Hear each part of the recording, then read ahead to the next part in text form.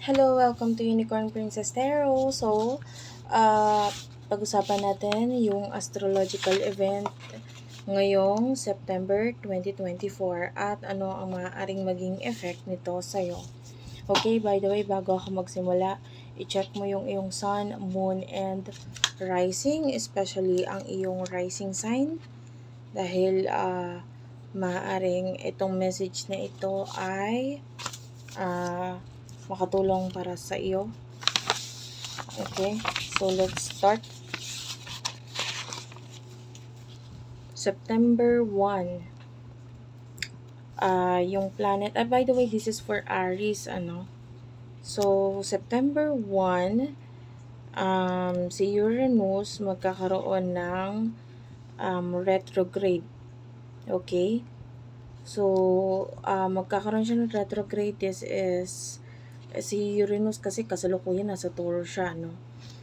Ngayon, yung retrograde na ito maaaring magbigay ng malaking pagbabago sa iyo, especially pagdating sa iyong career. Okay? Pagdating sa iyong possessions, sa iyong money, sa iyong property, or maybe pagdating sa iyong daily life or daily activity, or pagdating sa iyong income. Okay? So, nakakita tayo dito ng squaring with the Mercury and Moon. So, be careful. Yung iba sa inyo, there's a high chance na pwedeng magkaroon ng malaking pagtatalo na magdulot ng malaking pagbabago pagdating sa iyong schedule or, with regards to your work, with regards to your money, or with your possessions. Okay? So, pwedeng yung iba sa inyo, itong malaking pagbabago na ito is magdulot ng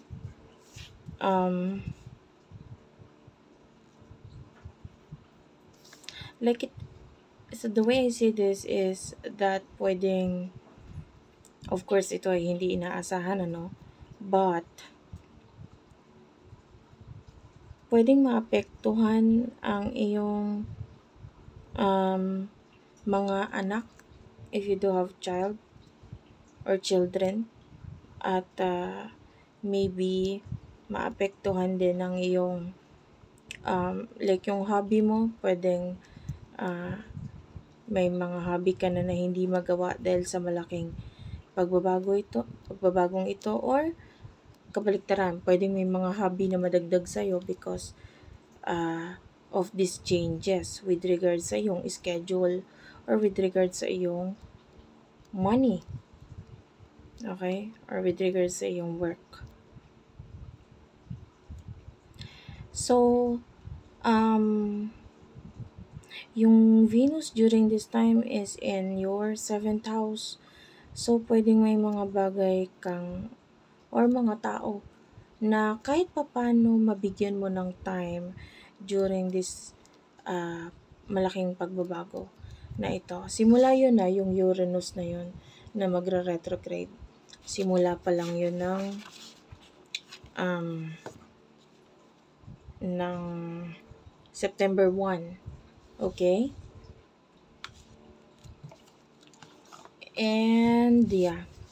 Sumunod na event is, by the way, Uranus, pwedeng magkaroon siya ng retrograde.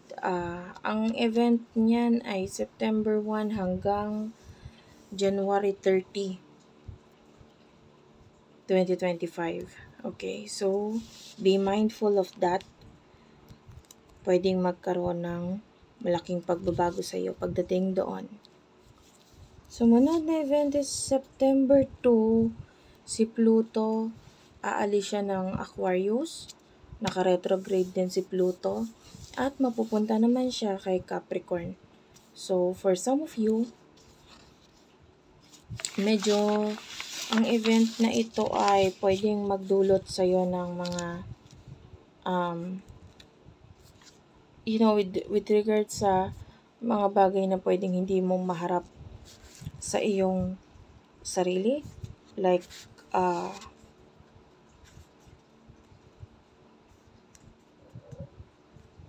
Yeah, it is happening in your 11th house,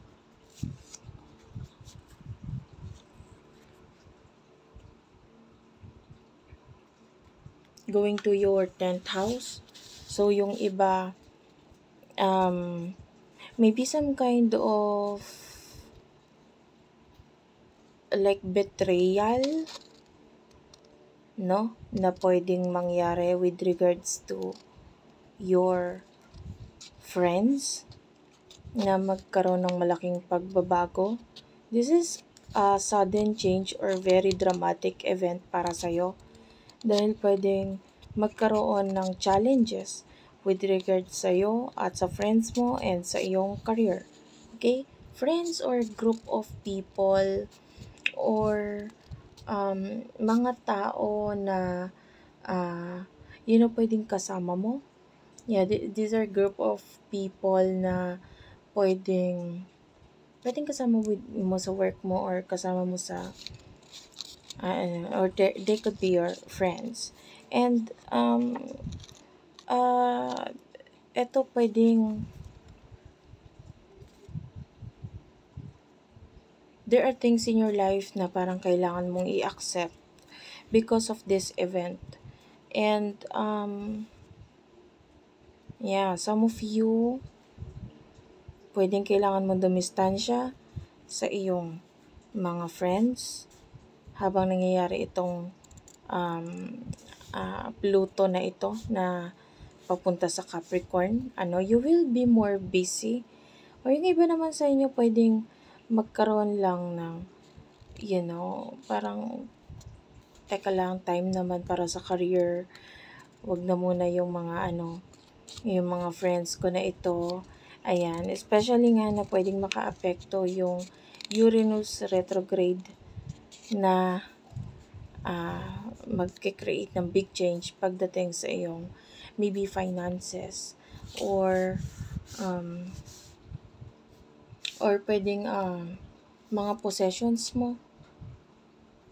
Yan. And on September 3, merong new moon na nagaganap sa Virgo. Okay, so ito ay wait lang.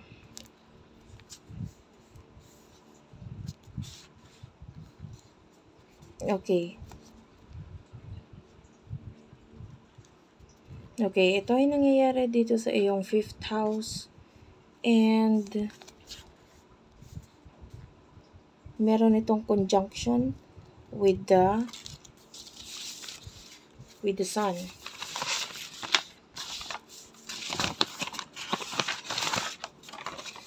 So,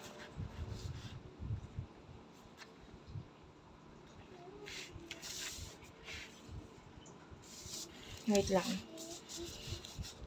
So, ito ay may conjunction with the sun at nagkakaroon ng opposition with the planet of Saturn in Pisces.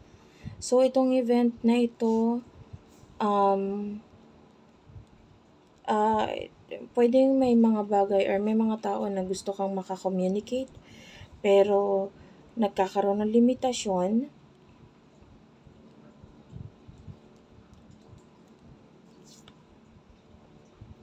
or no, maybe some of you it has something to do with your hobby or with your children. Pero pwedeng nagkakaroon ng limitasyon dahil may mga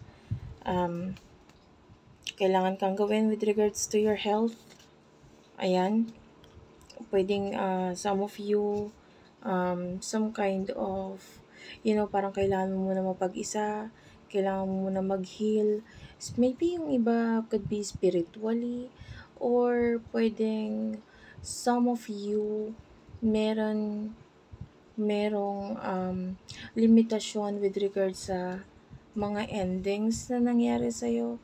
Like, pwedeng hindi mo gustong magsaya muna for now because of this. No? Pwedeng yung iba sa inyo pwedeng may mga bagay kang itatago na hindi mo mabanggit or masabi sa iyong mga anak or with your romantic partner. And maybe ito yung magiging dahilan kung bakit parang hindi mo may open ang sarili mo sa kanila. But you want to give them your time, and you want to start like a new beginning with regards to them, like maybe new hobby, new um, something na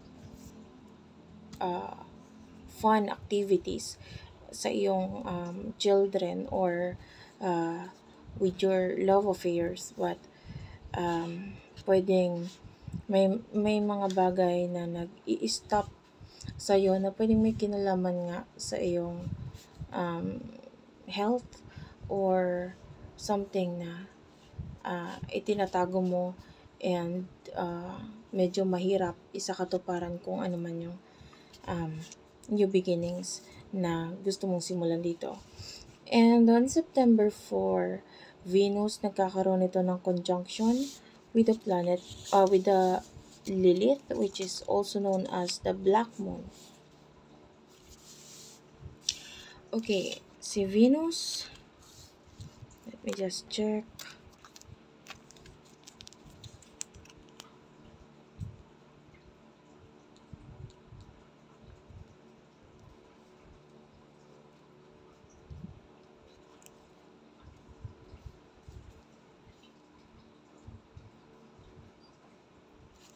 Okay, so high chance of love affairs. Yung iba sa inyo during this time medyo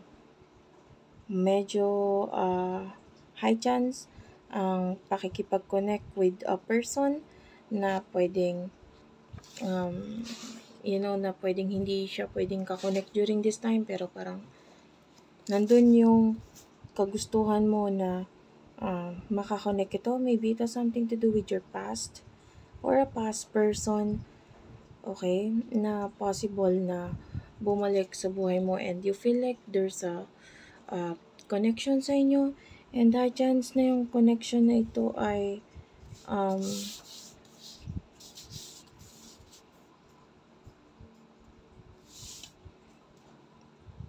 marami or merong mga dahilan kung bakit parang hindi pwede.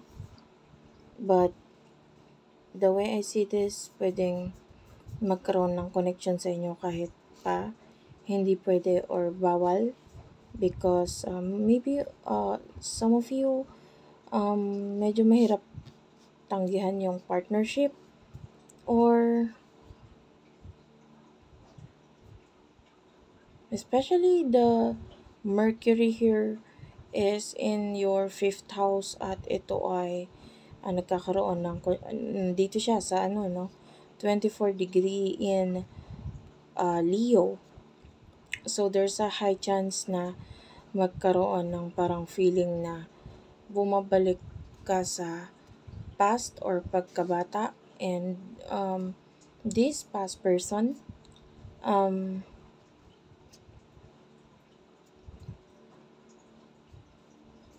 pwedeng the Uranus is having is currently trining during this time with the moon. Okay, so pwedeng yung retrograde din kasi ng Uranus can bring back something na pwedeng mag-create ng big change ngayon sa buhay mo. Pwedeng may kinalaman ito sa iyong emotions, kasi pwedeng naging matagal din yung paglayo or pagkakalayo with this person na parang ang hirap na hindi kausapin. Yan, Venus is nagkakaroon din ng conjunction with the moon during this time, and medyo mahirap na hindi siya pansinin, parang ganon. And on September 5, Mars is papasok naman siya ng Cancer. Okay, so this is happening in your third house. So, yung mga actions mo dito, pwedeng maging more on sa iyong emotions and pwedeng it's having square with the moon and with the Neptune. So, pwedeng yung mga dating nasa isip mo lang or nasa dreams mo lang during this time, pwedeng maisipan mo na aksyonan, makipag-connect, makipag-communicate, maybe with regards to your um, siblings or kapatid, or maybe with regards to those people na pwedeng ka-connect mo sa social media. So, high chance of communicating with them and pwedeng during this time, wala ka kasing pakialam sa kung anong mararamdaman ng iba.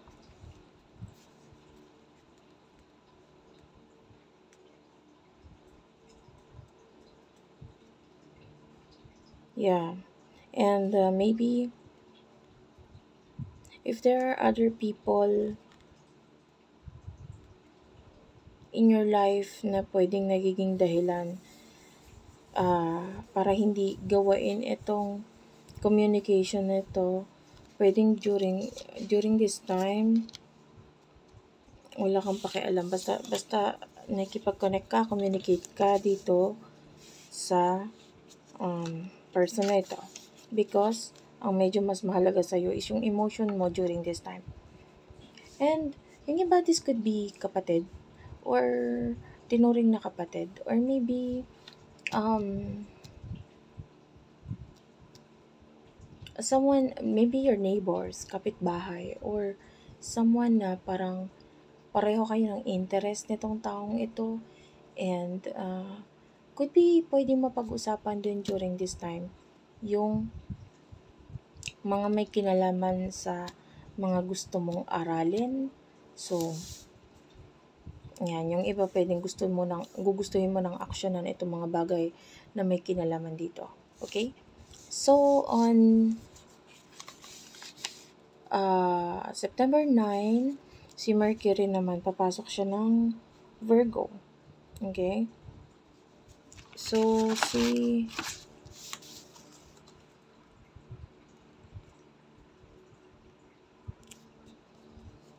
papasok si Mercury ng Virgo. It's happening in your 5th house. If you do have children, pwedeng, and during this time, pwedeng,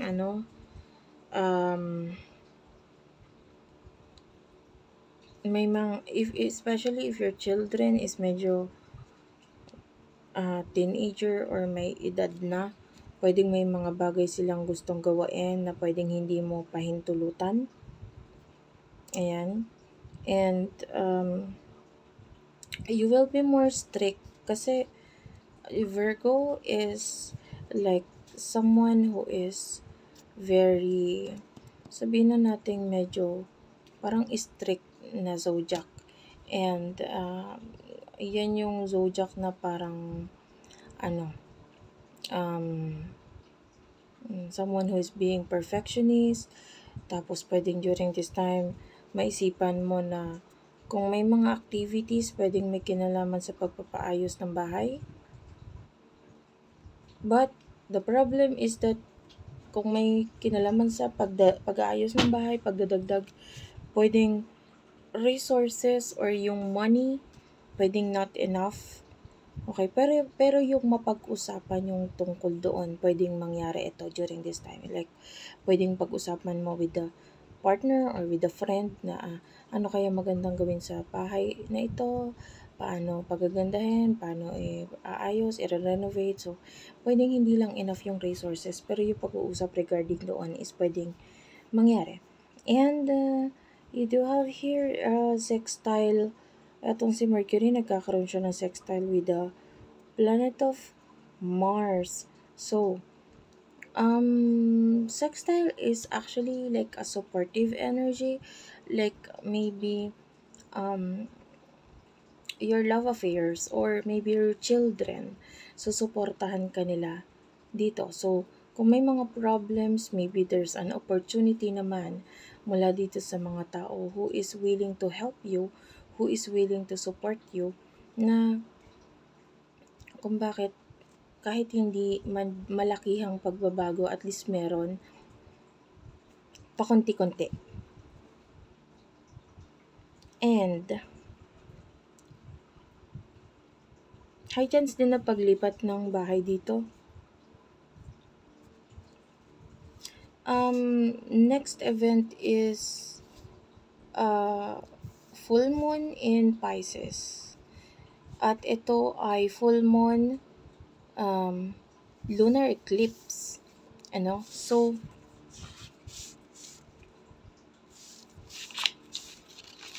that is happening on September 18. But of course, yung effect niya pwedeng hindi lang September 18, but weeks before and weeks after the full moon. So it is happening in your 12th house. So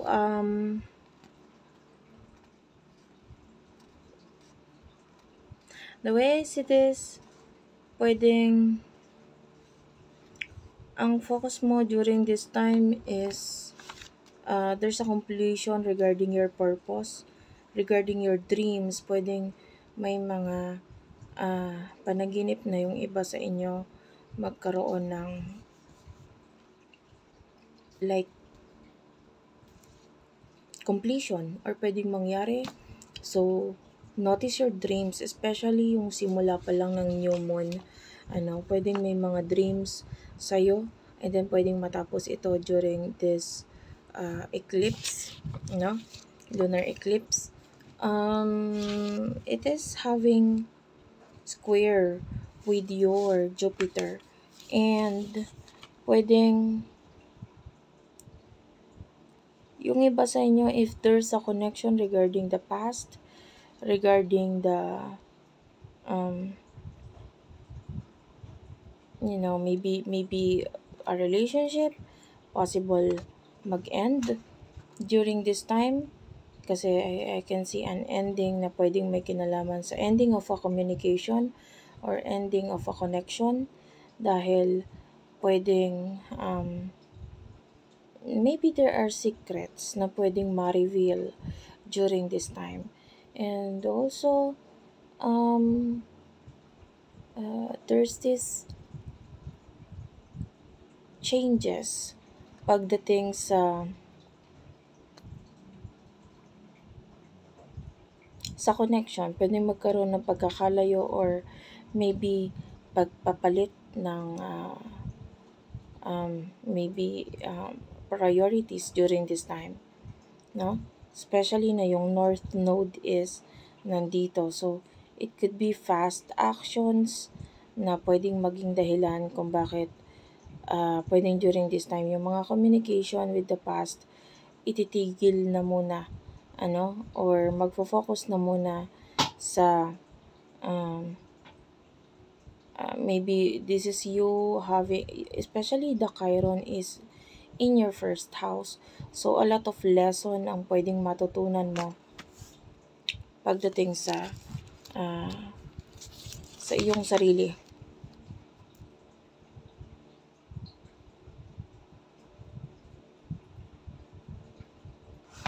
Okay, so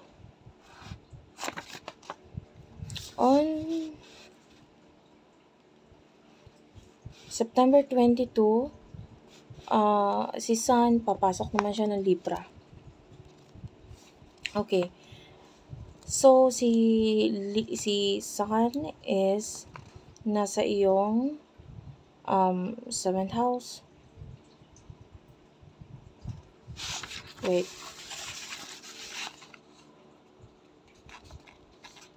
Oh, sorry, it's your 6th house. So dahil nasa 6th house mo itong si Sun, there's an opportunity for you na mag-shine pagdating sa business, pagdating sa iyong career, pagdating sa iyong work. There's a big change for you here. So use this time na pwedeng ipakita mo sa iba kung ano yung mga kakayahan mo. Especially that your moon is currently nagkakaroon ng conjunction with the planet Uranus. So, pwedeng big change with regards to your emotions. So, kung currently or nung mga nakaraan, before September 22 is pwedeng nakaranas ka ng mga kalungkutan, so high chance of big change maranasan mo ngayon. You will be very happy, you will, you will communicate with a lot of people dahil makukot mo rin or makukuha mo rin yung attention nila. Okay? And,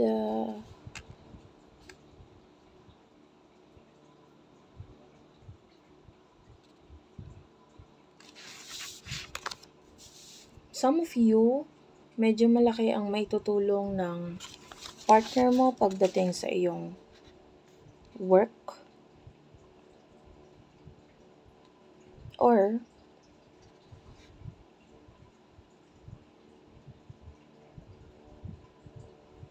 yung iba vice versa pwedeng mas mag-focus muna sa partner bago sa work, you know? Yeah, especially that you're having your Mars in your third house and ito ay nasa Cancer. So, yung iba pwedeng a connection or communication or actions na may kinalaman sa maybe your siblings or maybe your mother or mga babae sa buhay mo. There's like a growth na kumbaga magiging malaki ang maitutulong nitong mga taong ito para sa isang malaking growth or like kumbaga parang magiging swerte sila sa buhay mo during this time and pwedeng sila yung focus mo itong mga taong ito. And yeah, so yung iba vice versa yun. Pwedeng kung alin man doon, depende sa kung ano yung mga malaking pagbabago na makaapekto sa iyo. And on September 23, si Venus, papasok siya ng Scorpio. So, some of you, pwedeng may paglayo dito sa very mysterious person in your life. Maybe love affairs.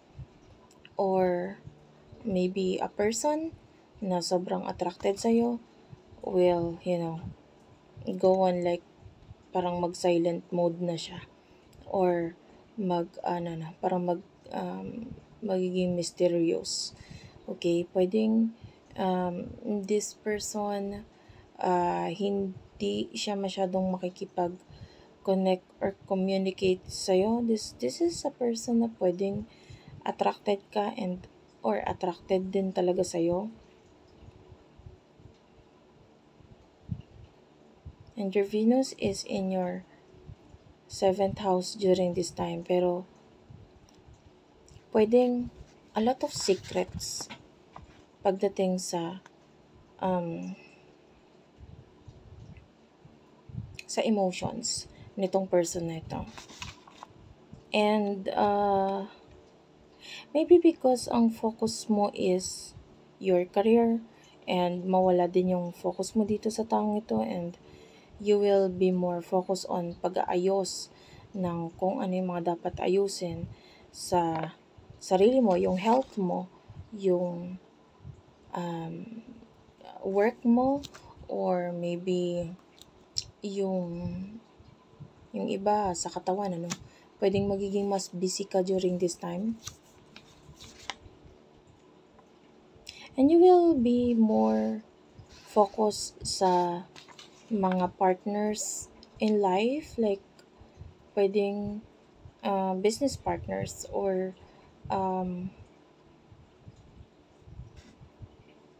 someone na may one-on-one connection ka and gusto mong mag-create ng big change pagdating sa inyong resources, like maybe pagdating sa iyong home or pagdating sa iyong money, pwede may pag-uusap regarding sa kung ano yung work or business na magandang pag gawain, or maybe if you do already have a business, nandito yung focus eh. So, yung ibang tao na pwedeng interested sa'yo, like interested na magkaroon ng one-on-one connections sa'yo, ay pwedeng umiwas or lumayo because pwedeng you're busy. You know, you will be very busy. And Mercury is pumapasok naman siya ng Libra on September 26. And ito ay nagkakaroon ng trining with the Uranus and with the planet of Pluto. So,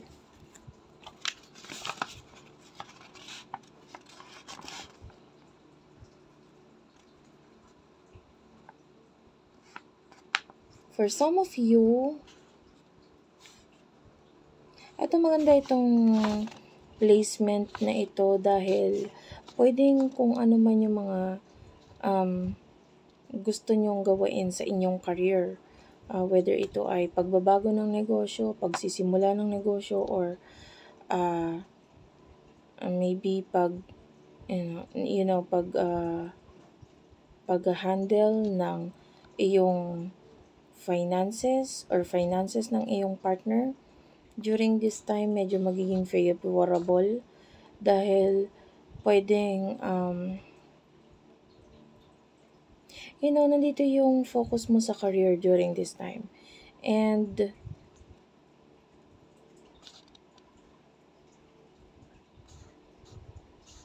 what I see here is that pwedeng malaki din yung maitutulong nitong pag-aayos mo sa iyong system or yung sa iyong health.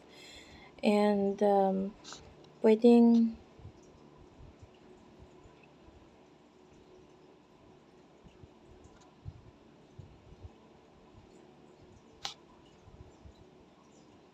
you will be more creative during this time. And maganda yun kasi pwedeng itong creativity na ito, I can see na mas focus ka sa kung ano yung material na meron sa'yo during this time. And if ever na may kakonect ka spiritually and you feel like you're feeling a lot of, kasi may paglalapit itong si Mars kay kay Moon during this time, and maybe someone who is spiritually connected ka. The way I see this, pwedeng may limitations. Ikaw itong nagbibigay ng limitasyon para hindi mag-focus sa mga ganitong bagay, but rather mag-focus sa mga kung ano yung material na bagay na nasa harapan mo ngayon. Okay? And may kinalaman yun sa career, may kinalaman yun sa partnership, any kind of partnership, basta ito ay legal or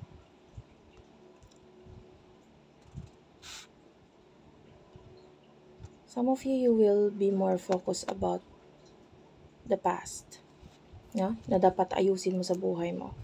Okay? Yung focus mo is paano tatapusin or aayusin itong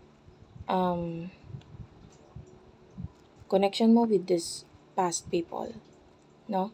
Na pwedeng nangangailangan ng attention mo. And with regards to pang sariling kagustuhan, pwedeng isinasantabi mo muna ito. Okay, so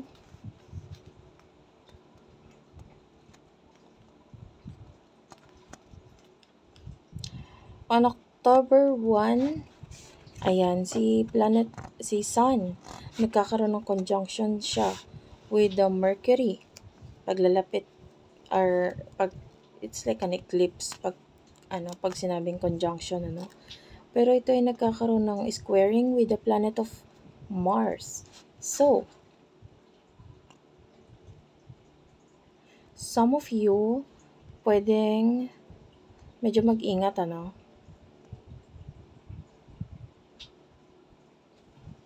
Dahil pwedeng magkaroon ng pag-aaway with a family member na pwedeng may kinalaman sa, work. Maybe because during that time, or maybe because of your health, diba? Maybe during that time, you are really stressed and pagod.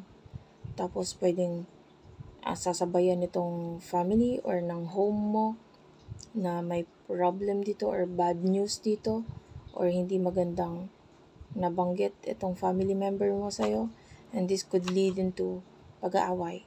If not, kung hindi family mo yung makakaaway mo, could be someone na nasa workplace mo, so be careful, be mindful of that.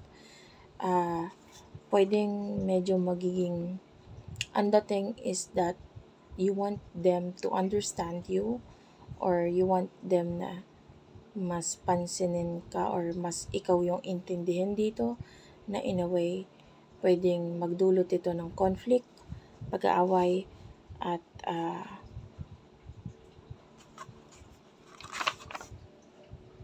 of course, ayaw mo namang mangyari yun.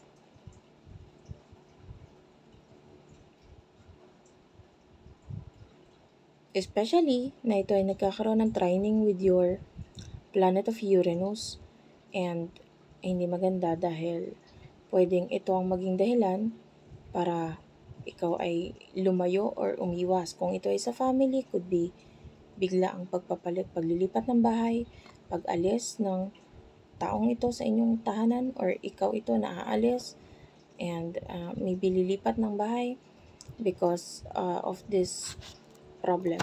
Or kung ito ay sa work, maybe pag-alis, paglipat ng trabaho because of this particular problem, no? Na pwedeng mangyari during this time. Especially na medyo naapektuhan ng kung ano yung emotion mo during this time. Pwedeng ito yung mailabas mo talaga. Halimbawa, ikaw ay galit, sa halip na isasarili mo yon, with the moon right here, no? Nandito si moon. So, pwedeng mauna itong emotions mo at magawa mo yung masabi mo or mailabas mo yung galit mo na yon. So, be mindful of that. So, anyway, that's it for now. Thank you for watching, guys. Hopefully, nagustuhan mo yung ating reading. Nakuha mo yung messages sa'yo. At pa-comment na lang yan sa baba. Pa-subscribe kung hindi ka pa nakasubscribe. And that's it for now. Bye-bye.